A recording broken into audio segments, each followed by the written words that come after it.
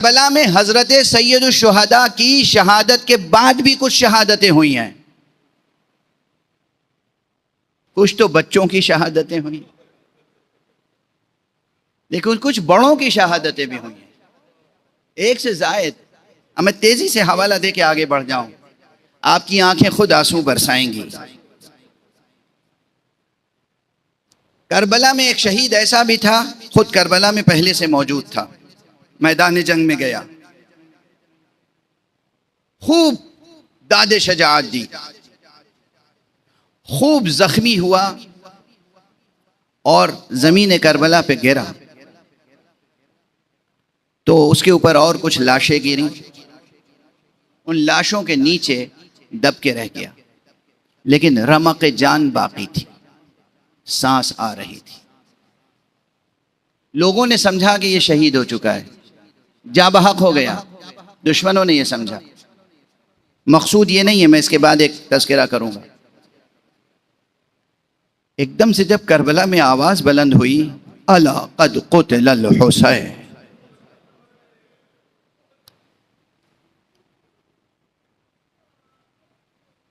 اس کے کانوں میں آواز پہنچی. سوچا کیا سن رہا ہوں میں، حسین قتل ہو گئے.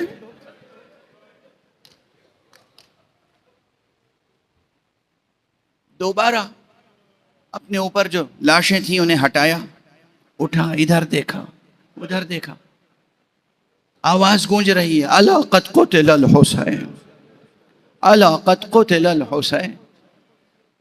رہا نہ گیا، اٹھا. اب قریب میں ایک ٹوٹی ہوئی تلوار پڑی تھی، ٹوٹی ہوئی تلوار لے کر پھر دشمنوں پہ ٹوٹ پڑا. ابھی میں زندہ ہوں، تم یہ کیسے کہہ سکتے ہو حسین قتل ہو گئے؟ خوب پھر جہاد کیا اور شہید ہوا. تو ترتیب میں بہرحال یہ آقا امام حسین کے بعد شہید ہوا ہے کربلا میں. ایک اور مثال عرض کر دوں. دیکھیے یہ مثالیں کیوں عرض کر رہا ہوں، دستے ادب جوڑ کے عرض کر رہا ہوں. کربلا کے شہیدوں کا کوئی مقابلہ نہ کر سکا ہے، نہ کر سکتا ہے، نہ کر سکے گا. وہ باب مسدود ہو گیا، لیکن یہ جذبہ مسدود نہیں ہونا چاہیے. آج بھی اور آج سے لے کر قیامت تک بھی جو آقا حسین کی محبت میں جان دے گا انشاءاللہ آقا کے انصار میں شمار ہوگا. اس لیے یہ جذبہ بیدار رہنا چاہیے.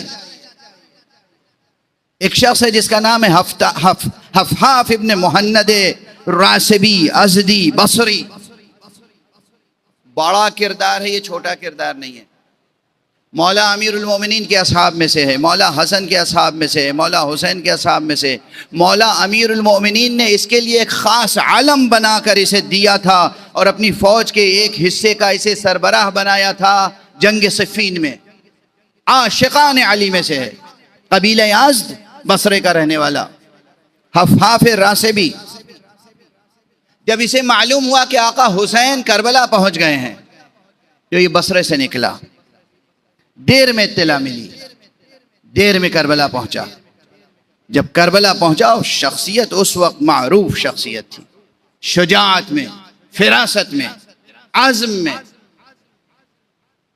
کربلا پہنچا تو دیکھا عجب عالم ہے. عصر عاشور کے بعد پہنچا تھا. عجب دھندھلکا ہے، عجب اندھیرا ہے، جیسے لگ رہا ہے خون سے لہو برس رہا ہے، زمین خون اگل رہی ہے. سیدھا گیا اور پہنچا رئیس لشکر کفار، رئیس لشکر فساق، رئیس لشکر فجار عمر ابن سعد کے سامنے پہنچ گیا. کہا حسین کہاں ہیں؟ اس نے پوچھا تم کون ہو؟ بڑی شجاعت کے ساتھ کہا میں ہوں حفحاف ابن محند راسبی ازدی بصری. میں نے سنا ہے کہ حسین کربلا آئے ہیں، میں حسین کی نصرت کے لیے آیا ہوں، میں حسین کی نصرت کے لیے آیا ہوں. اس نے غور سے دیکھا، اس کے بعد خود اس نے اور اس کے قریب بیٹھے ہوئے لوگوں نے کہا ہم نے حسین کو قتل کر دیا. جو بھی حسین کے ساتھ تھے سب کو قتل کر دیا. دیکھتے نہیں ہو حسین کے خیمے جل رہے ہیں.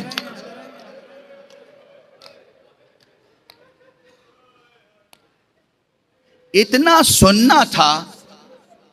دیکھیے اسے کہتے ہیں عزم، اسے کہتے ہیں عہد وفا نبھانا. بھئی ایک جذبہ یہ بھی ہو سکتا تھا کہ ابھی حسین تو شہید ہو گئے، سر جھکاتا واپس چلا جاتا. اسے کہتے ہیں عشق، اسے کہتے ہیں محبت، اسے کہتے ہیں عہد وفا نبھانا. اللہ سے کی ہوئی نذر کو پورا کرنا.